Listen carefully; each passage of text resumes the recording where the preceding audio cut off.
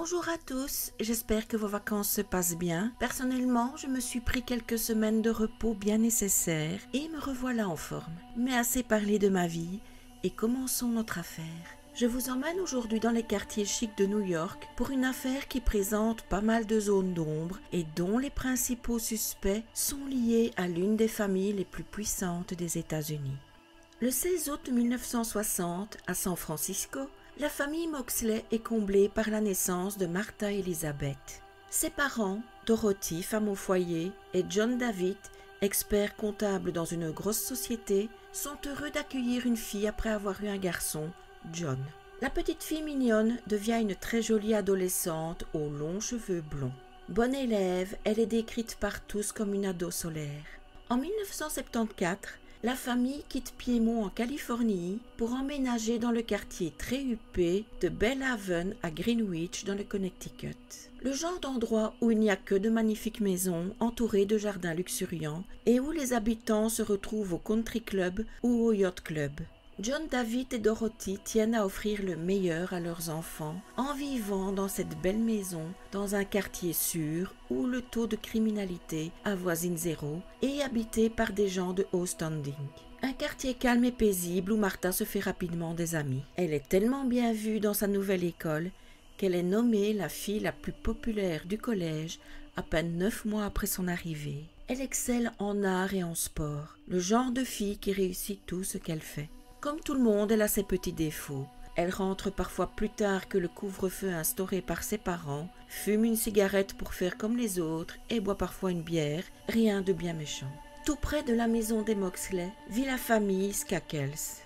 Rushton, Anne et leurs 7 enfants. Du moins, ceux qui restent, car Anne est décédée en 1973 d'un cancer. Et les membres de cette famille Skakel ne sont pas n'importe qui. Non seulement ils sont riches grâce à l'exploitation de mines de charbon, mais la sœur de Rushton n'est autre qu'Ethel Skakel Kennedy, la veuve de Robert Kennedy assassiné le 5 juin 1968. De loin, cette famille semble parfaite, mais c'est loin d'être le cas. Rushton, le père, est dépassé par la charge que représente l'éducation de 7 enfants, d'autant plus qu'il est rarement présent à cause de nombreux voyages qu'il doit faire pour son travail. Il confie leur éducation à du personnel, ce qui n'est peut-être pas plus mal car le père de famille a de gros soucis avec l'alcool et se montre parfois assez brutal, surtout avec un de ses fils, Michael. Au moment des faits, c'est un jeune homme de 23 ans, Kenneth Littleton, retenez bien ce nom, qui s'occupe des enfants Skakel. Si les parents des familles Skakel et Moxley ne se côtoient pas plus que ça, on ne mélange pas les torchons et les serviettes, les enfants se lient rapidement d'amitié. John joue souvent au tennis avec les fils Skakel et Martha traîne avec eux. Ils se retrouvent tous au country club pour profiter des terrains de tennis et de la piscine. Martha se lie plus particulièrement avec Tommy, 17 ans, et Michael, 15 ans, avec qui elle passe beaucoup de temps. Sa mère se demande parfois comment ces enfants si sages peuvent si bien s'entendre avec les Skakel qui sont plutôt indisciplinés. Mais certaines amitiés ne s'expliquent tout simplement pas. Tout va bien dans le meilleur des mondes, du moins jusqu'à cette tragique nuit précédant Halloween.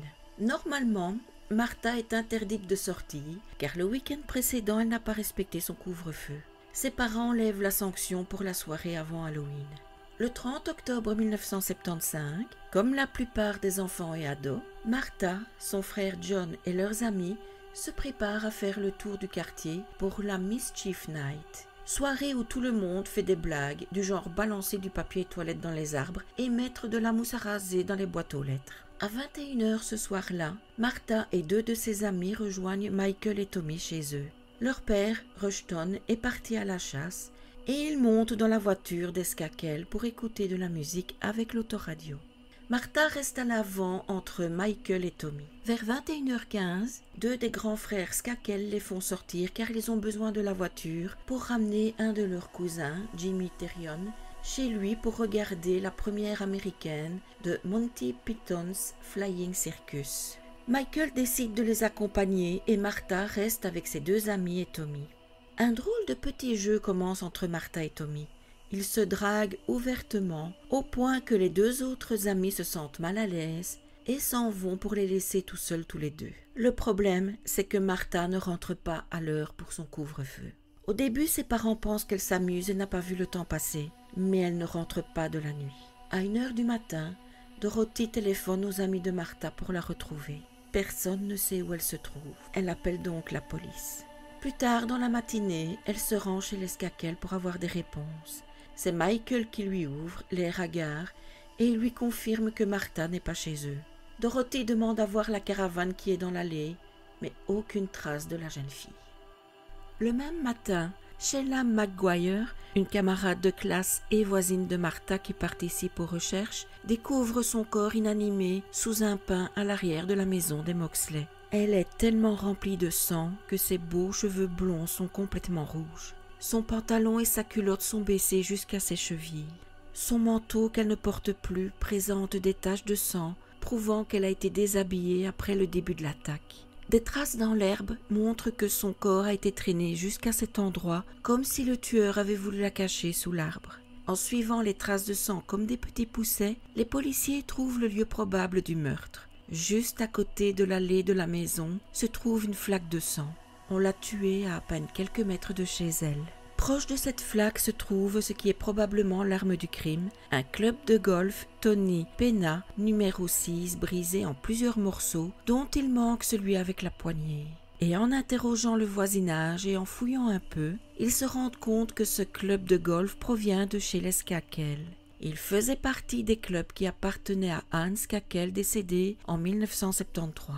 Le tueur a probablement laissé des empreintes sur le manche, ce qui pourrait expliquer cette partie manquante de l'arme du crime. La famille explique que ces clubs ne sont pas enfermés à clé et que n'importe qui aurait pu en prendre un et commettre le meurtre. Plus suspect encore, dans les poubelles de la famille se trouve une paire de baskets et un jean sur lesquels la police espère trouver des traces de sang.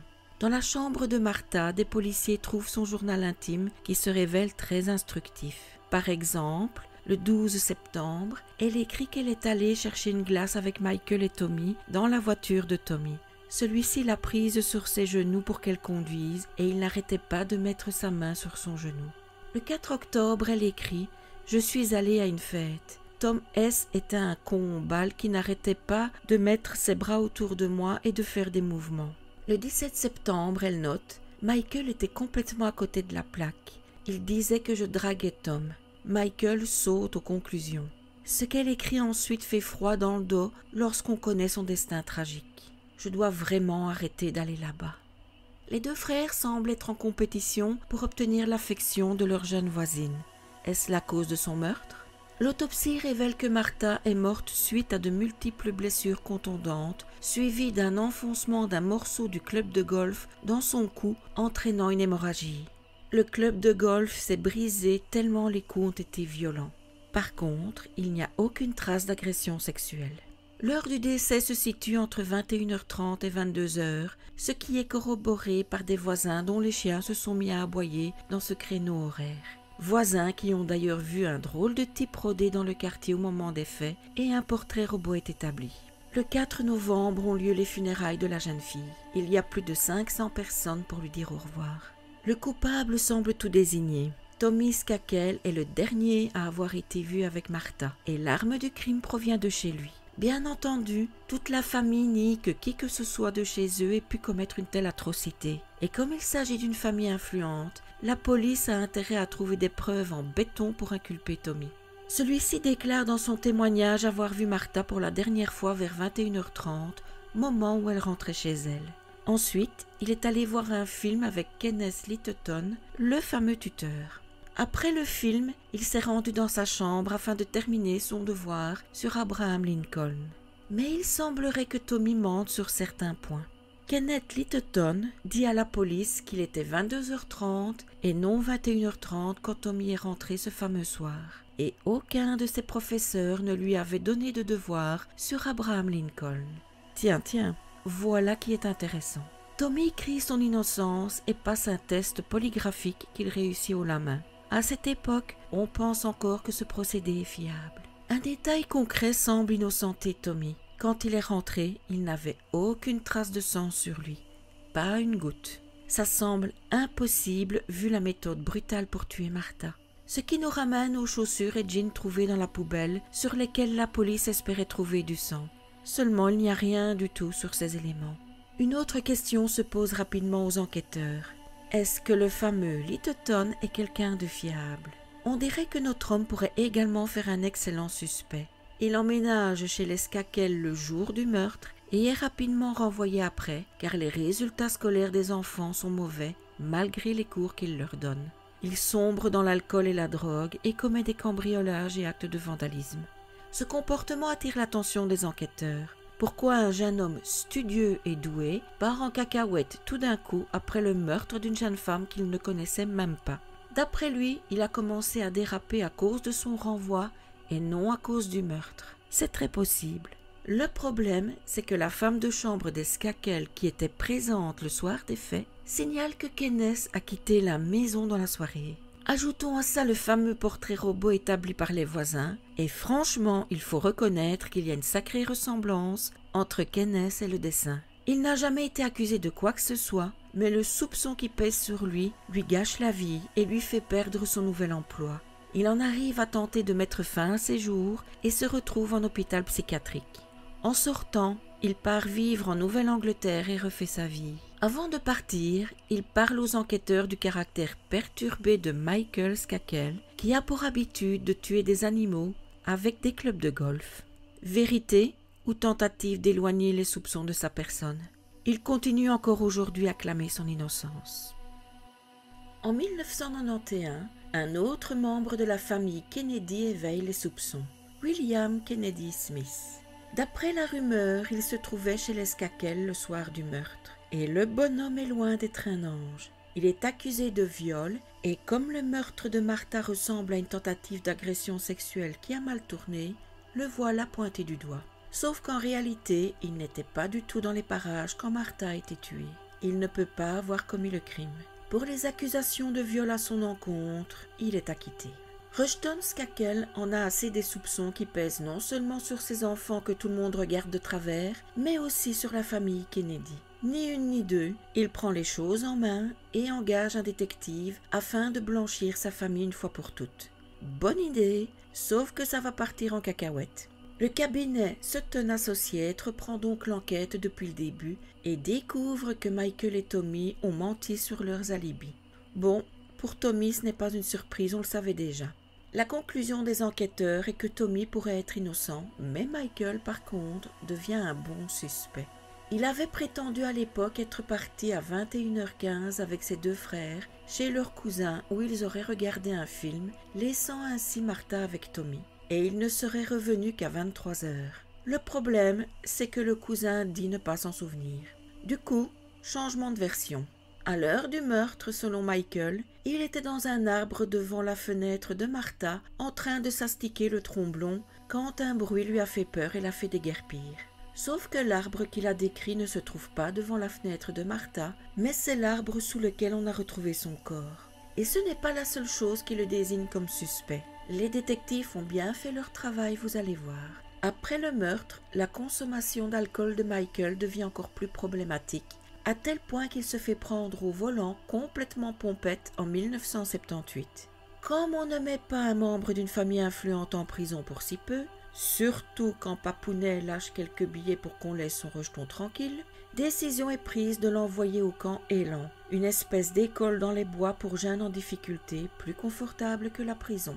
Et là, ce cher Michael se serait vanté d'avoir commis un meurtre. Et il aurait dit à un des élèves d'Élan, Gregory Coleman, « Je vais m'en tirer avec un meurtre, je suis un Kennedy ». Martha aurait refusé ses avances et il aurait vu rouge. D'où le meurtre.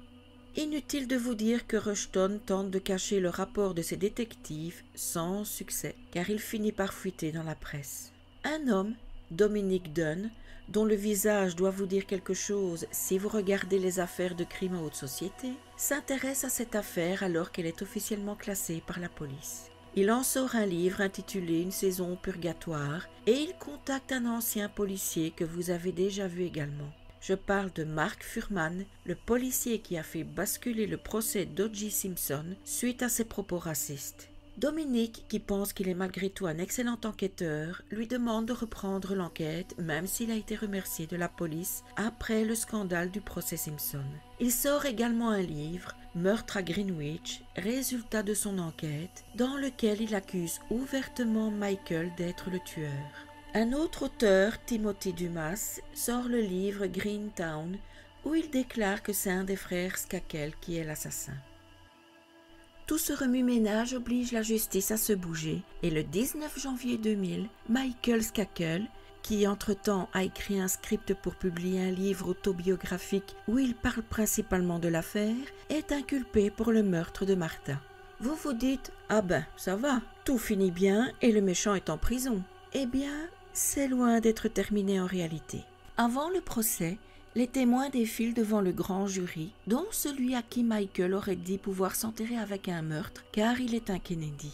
Peu après son témoignage, il reconnaît qu'il était sous substance au moment de raconter cette histoire à la barre du grand jury. Il décède d'ailleurs d'une overdose en 2001, avant l'ouverture du procès. Un autre ancien élève d'Élan vient témoigner que Michael était jaloux de la relation de son frère Tommy avec Martha, qu'il considérait comme sa petite amie. L'équipe du procureur trouve une amie des Skakel, Andrea Shakespeare, qui se trouvait chez Tommy et Michael la nuit du meurtre. Elle déclare elle aussi que Michael n'était pas chez son cousin au moment du meurtre, mais bien chez lui, ce qui détruit son alibi. Le procureur affirme enfin que Michael s'est dénoncé lui-même dans son livre, dans le passage où il parle du soir du meurtre, où il dit « Oh mon Dieu, m'ont-ils vu hier soir ?» phrase qui pourrait sonner comme un aveu. Pour son procès, Michael engage un avocat très médiatique et très cher, Michael Sherman. Il est quand même reconnu coupable le 7 juin 2002 et écope de 20 ans de prison. En 2003, il fait appel du verdict car, selon son avocat, il aurait dû être jugé par un tribunal pour mineurs car il était mineur au moment des faits. Demande rejetée. En 2007, il demande un nouveau procès. Demande rejetée. En 2013, il demande de nouveau un autre procès, car selon lui, son avocat s'est montré incompétent lors du premier et s'est plus concentré sur sa publicité plutôt que sur la défense de son client. Sympa le bonhomme. Et ça marche. Il est libéré contre une caution d'1 200 000 $ et son nouveau procès a lieu le 23 octobre 2013 et sa condamnation est confirmée. Cette même année, Robert Kennedy Jr. publie un livre, Piégé, pourquoi Michael Skakel a passé plus de 10 ans en prison pour un meurtre qu'il n'a pas commis, dans lequel il dit que presque rien de ce que le grand public sait de cette affaire n'est vrai. Quant au procureur, il aurait tordu la vérité pour qu'elle colle à la culpabilité de son cousin. Par exemple, la phrase tirée de l'autobiographie « Oh mon Dieu, m'ont-ils vu hier soir ?» n'a rien à voir avec le meurtre. Michael parle en fait de l'asticage dans l'arbre. Pour son livre, Robert a mené sa propre enquête et a déterré une vidéo datant de 2003 qui n'a jamais été présentée au tribunal d'un ancien camarade de classe de Michael, Tony Bryant, où il reconnaît avoir été présent sur les lieux du crime. Mieux encore, il connaît les tueurs. Ce soir-là, Tony était avec deux de ses amis, Adolph Ashbrook, surnommé Al, et Burton Tinsley. Les trois garçons ont décidé d'aller à Greenwich pour s'amuser lors de la Mischief Night. Tony raconte qu'ils ont croisé Martha seule alors qu'elle rentrait chez elle. Al l'avait vue plusieurs fois et il la connaissait un peu. Il était tombé sous son charme et n'était pas content qu'elle soit si proche des fils Skakel. Les trois garçons auraient volé des clubs de golf chez les Skakel et les deux amis de Tony ont manifesté leur envie de frapper quelqu'un avec les clubs. Tony, ne voulant pas être mêlé à leur délire, a pris la poudre d'escampette et a laissé ses deux potes barjots avec leur club de golf. Le lendemain du crime, Al et Burton ont avoué à Tony qu'ils avaient réalisé leur fantasme de frapper quelqu'un avec les clubs, sans citer le nom de Martha. Il n'y a pas eu d'autre agression à club de golf ce soir-là. Le problème est que Tony, même s'il a accepté de se faire filmer pour tout avouer, refuse de témoigner devant un tribunal, sauf s'il bénéficie d'une immunité. En effet, c'est lui qui a conduit les éventuels tueurs sur place et c'est lui qui est parti en les laissant avec des idées meurtrières sans prévenir la police. Al et Burton refusent de reconnaître quoi que ce soit. Leur avocat dit que ces accusations sont complètement fausses. Al dit que, quand il a entendu ces accusations pour la première fois, il a été tellement choqué qu'il a vomi. Il ne connaissait même pas Martha. Il dit aussi « Je vois les gens me regarder. Leur attitude change lorsqu'ils entendent mon nom. Des gens passent devant chez moi en voiture.